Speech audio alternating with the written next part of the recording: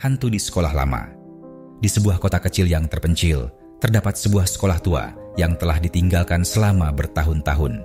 Namanya adalah SMA Kayu. Banyak cerita mengerikan yang berkembang di sekitar sekolah tersebut, dan kebanyakan orang menghindarinya karena reputasinya sebagai tempat yang angker dan berhantu. 3 pelajar bernama Dina, Anto, dan Reno sangat penasaran dengan cerita-cerita tentang sekolah tersebut. Mereka memutuskan untuk memeriksanya sendiri pada malam minggu. Tanpa memberitahu orang tua mereka berencana menyelinap masuk ke gedung sekolah pada tengah malam.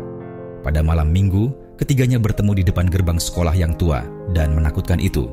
Mereka membawa senter, kamera, dan peta sekolah yang mereka temukan di internet. Meskipun ketakutan, mereka merasa bersemangat untuk mengeksplorasi apa yang ada di dalam. Saat mereka memasuki sekolah, suasana segera menjadi gelap dan menakutkan. Langkah mereka bergema di lorong-lorong kosong yang dipenuhi oleh bayangan-bayangan yang menyeramkan. Namun, mereka tidak menemukan apapun yang mencurigakan hingga mereka mencapai lantai atas. Di sana, mereka menemukan sebuah pintu yang tertutup rapat.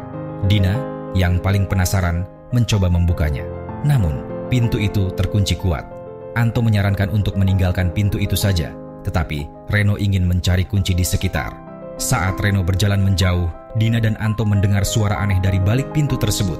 Suara itu terdengar seperti bisikan angin yang menyeramkan, membuat mereka merinding. Mereka mencoba memanggil Reno, tetapi tidak ada jawaban. Ketika mereka berdua berbalik untuk mencari Reno, mereka melihat sesosok bayangan gelap yang mengintai dari balik sudut lorong. Tanpa berpikir panjang, mereka berlari menjauh, mencari tempat persembunyian. Mereka berhasil bersembunyi di ruangan kecil yang tersembunyi di salah satu sudut sekolah. Mereka berdua diam 1000 bahasa, menunggu dengan ketakutan. Tiba-tiba, mereka mendengar suara langkah kaki yang mendekat. Takut dan terpojok, Dina dan Anto mengunci pintu ruangan itu dan bersembunyi di bawah meja. Mereka merasa napas mereka tersangkut saat pintu itu digoyang-goyangkan dengan keras. Namun, tiba-tiba suara itu berhenti. Dina dan Anto menunggu beberapa saat, tetapi tidak ada yang terjadi. Akhirnya, mereka memutuskan untuk keluar dari persembunyian mereka dan mencari tahu apa yang telah terjadi pada Reno. Namun, ketika mereka membuka pintu, mereka kaget dengan apa yang mereka temukan. Di depan mereka, terbaring Reno dalam keadaan tidak bergerak, matanya terbelalak dan bibirnya berbusa. Di sekelilingnya, bayangan-bayangan gelap menyelimuti. Tanpa berpikir panjang, Dina dan Anto memutuskan untuk membawa Reno keluar dari sekolah tersebut. Mereka menggendongnya dengan hati-hati dan berlari secepat mungkin keluar dari bangunan itu. Setelah mereka keluar, mereka segera memanggil bantuan. Reno dilarikan ke rumah sakit dan setelah beberapa hari, dia akhirnya sadar.